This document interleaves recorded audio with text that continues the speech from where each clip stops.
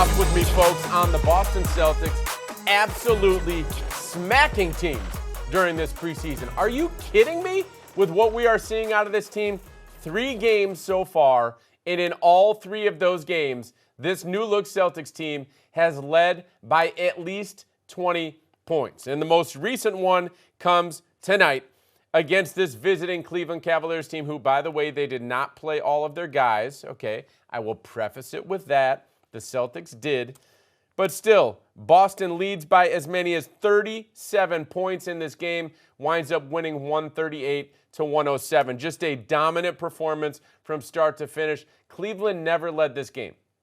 Literally never led this game. So Boston did lead from start to finish, and they ran away with an absolute blowout win. And within that win, there was a whole lot that the Celtics could take from this game and be really happy about as they go into their final preseason game Wednesday night here at TD Garden. The list is long. Let's go through a bunch of the things that happened in this game. And first and foremost, I just got to say, this team continues to be a lot of fun to watch. If you were worried about what the Celtics were going to look like this season, without Jason Tatum, without Kristaps Porzingis, without Al Horford, you go down the list, Jrue Holiday. If you were worried about what they were going to look like, don't worry anymore, okay? Because Joe Mazzulla is making sure priority number 1 is that this team is going to bring the energy and play incredibly hard every single time it takes the floor. And when you play hard, entertainment just inherently comes out of that. And as we saw tonight, 3 monster dunks during this game from the Boston Celtics. Josh Minott, who we're going to talk about a lot more in this episode of Sound Off, he had 2 huge dunks in this game, and one in transition, one in the half court. Wendell Moore Jr. during the final minute of the game. Everyone's kind of just, typing away, or half the crowd had probably already left by that point. Wendell Moore Jr. rose up and threw down one of the best dunks I have ever seen at TD Garden in my 17 years here covering the Celtics. An incredible dunk by him in the final minute of this game. So again, it just goes back to what Joe Mazzulla is preaching to these guys this year. You are going to play hard, and if you don't, I'm going to take your ass out of the game, okay? We've seen it in 3 preseason games so far. You give up an offensive rebound, he looks down, go get him out. It happened tonight. When guys did not make the hustle play or the play that Joe Mazzulla wants you to make physically, he's going to take you out of the game. And knowing Joe Mazzulla, I don't think that's going away. I don't think that's a preseason thing. I think he's going to do it going into the regular season. And inherently, as a result of that, he is trying to build in their brains what needs to go through them throughout these games that, oh, I better give that effort right now. I better play this hard. I better be this physical. It's fun to watch. And by the way, when you add in the skill that the Celtics have, Anfernee Simons, we're going to talk about him in this episode, Derek White, Jaylen Brown, Peyton Pritchard, there's a lot of talent on this roster still. They're going to surprise people just like they have so far during this preseason. We named off a few guys here, and we're going to talk about them. Let's start out with Josh Minott. This guy looks like a steal, an absolute steal. Tonight, finishes the game with 16 points, 6 rebounds, an assist, a steal. As I said, those 2 monster blocks, which you're going to be watching here right now. Excuse me, not monster blocks, monster dunks, as you're watching right now. Did anyone expect this guy, who has barely played, right? He came over from the Timberwolves, did not get much action with them. Did anyone expect him to come out and look like this? Maybe the Celtics, who have been seeing him work out at the facility for the past couple of months as he learned the system, learned the players, etc. But he looks like he's going to be top 7, 8 in the rotation the way that he is playing. And again, he feeds directly into what we just talked about playing hard. He calls himself the lawnmower because once he gets going, he never slows down. We're seeing it in person, right? His motor is so high. He's constantly giving effort. He plays great defense. He's long, lanky, athletic. these dunks. You can see the athleticism coming out there. And then tonight, he actually started making threes. 2 for 5 from long distance. 4 of his 5 free throws he made. And by the way, this guy's about a 90% free throw shooter for his career. Hasn't taken a lot of free throws, but the number is there. Almost 90%. Okay, so he's got a little bit of touch on his shot. We saw that come out tonight with a couple of three-pointers, 5 of 9 from the field. Just an excellent performance from him. I am excited to watch what this guy can become as the season goes on. Could be one of those diamond-in-the-rough guys. Listen, I'm not saying he's going to become at Luke Cornett level or whatever, but Luke Cornett is just the perfect. Sam Hauser. Like, these are guys that no other team was going to give the opportunity, but Brad Stevens and the Celtics saw something. And they brought them in and they developed them into starter-level players in the NBA. Is that going to become Josh Minott? I don't know. But the early returns certainly show us that there is a lot of talent there and there is opportunity there for him to grow into a real impactful player. Doesn't have to be someone who scores 20 a game, grabs 10 rebounds, whatever. Those other guys haven't done that. Luke Cornett didn't do that. Sam Hauser's not doing that. It just has to be a quality, impactful NBA player. And Josh Minott early on is showing that he can be exactly that. Another newcomer here in Boston who is showing off and showed off tonight, Anfernee Simons. I mean, I sat right next to him on media day, and I was like, Anfernee, I feel like similar to when Derek White came here from the San Antonio Spurs, I feel like you're really going to benefit from your shot quality increasing this year. You're probably not going, and this is no knock on him, but probably not going to be number 1 or 2 on the opposing scouting report going into the season. It's going to be Jaylen Brown. It's going to be Derek White. Peyton Pritchard, 6th man of the year. He's going to be up there, okay?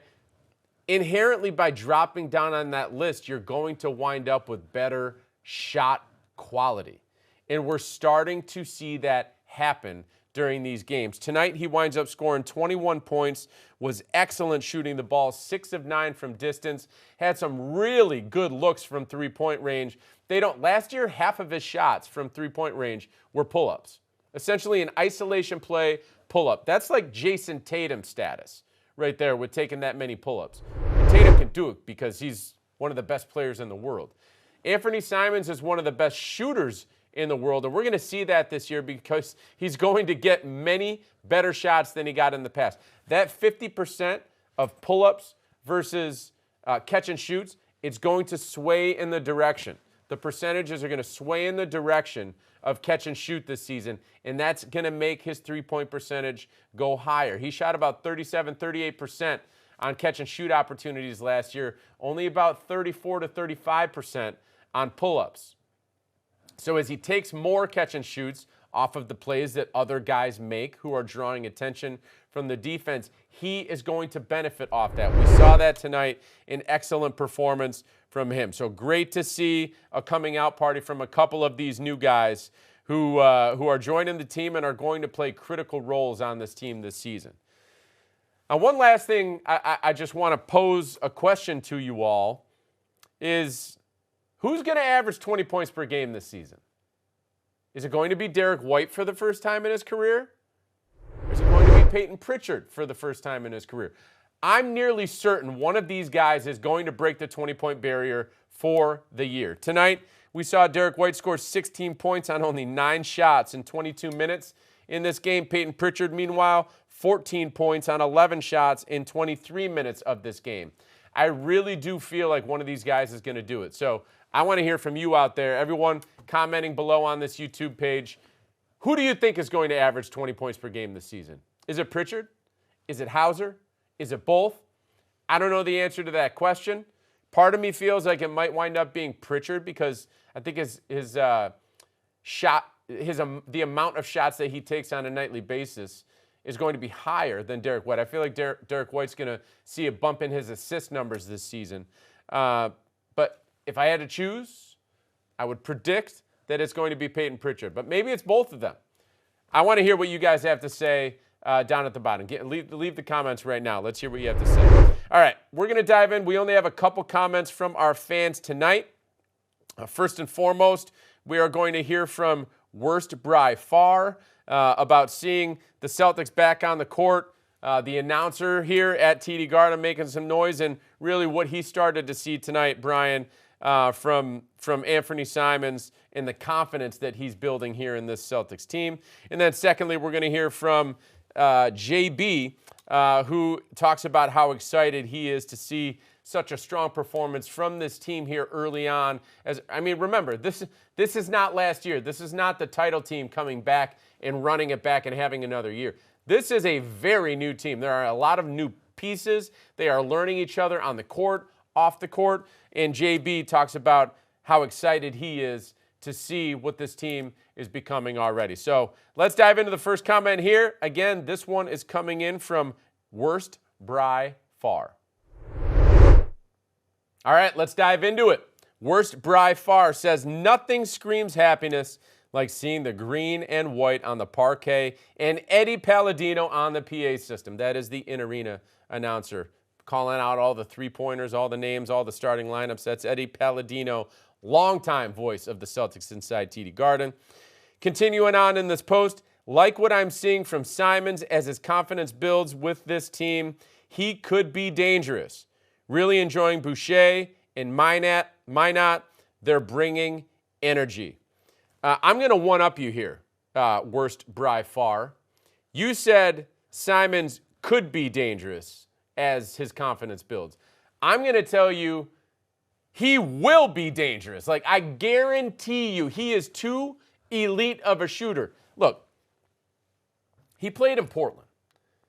All of us on the East Coast and Celtics fans around the country probably haven't watched a lot of Anfernee Simons. I am telling you right now, he is one of the elite sharpshooters in our game. In the world. He's going to benefit, as I talked about in the open, he's going to benefit from the talent on this team. His shot quality is going to increase. His percentages are going to increase, and he's just going to keep leveling up. He is going to be dangerous for this team. I actually said during the game today, I had Taylor Snow sitting on one side. I had our Celtics social media sitting on the other side.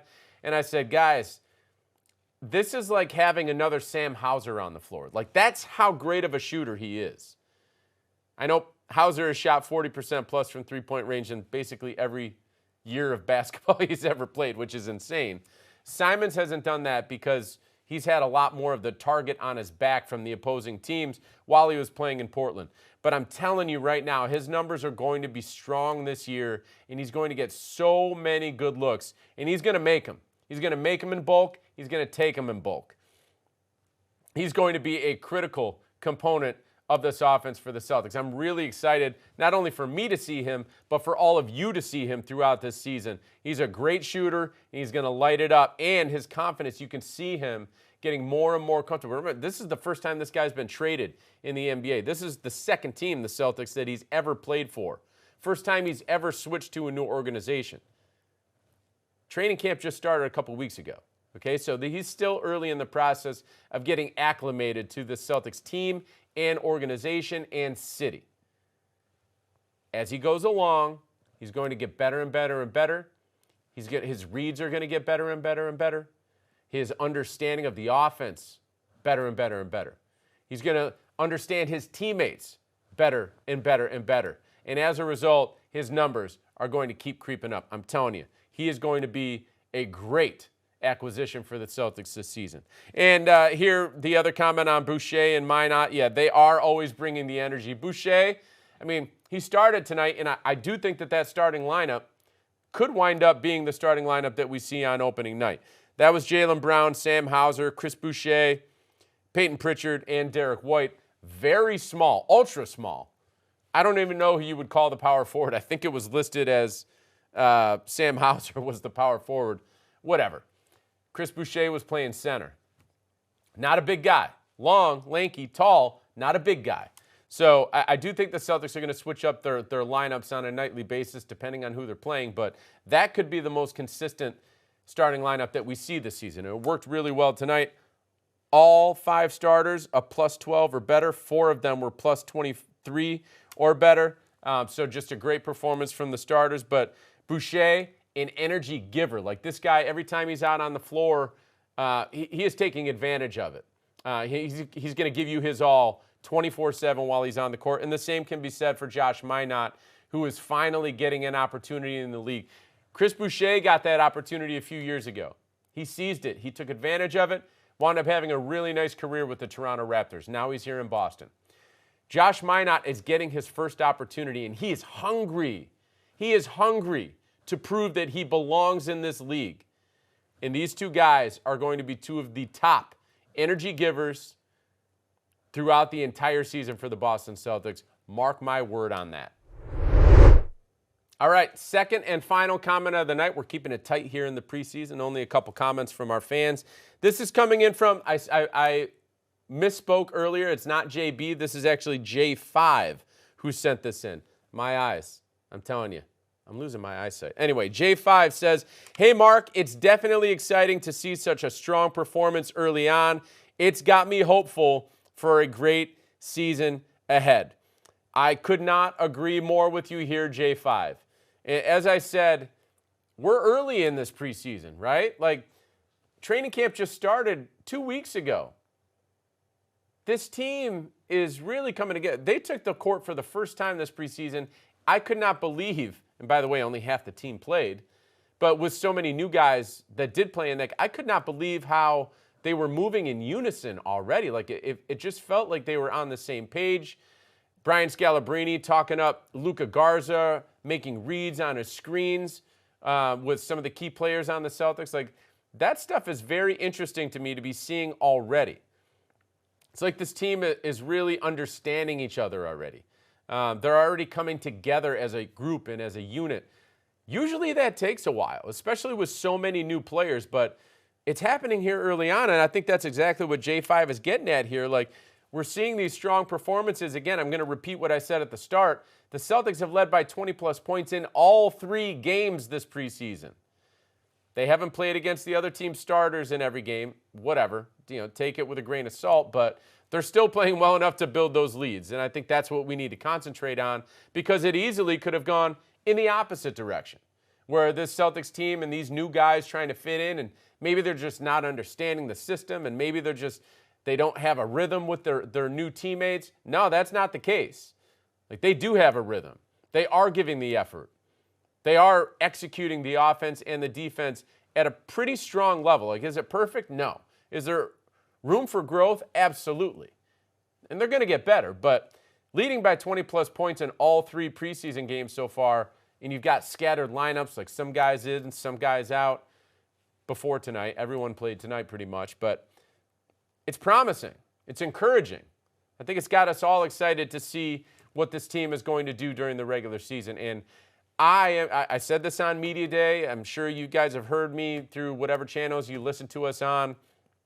I strongly believe that the Boston Celtics are going to surpass expectations this season.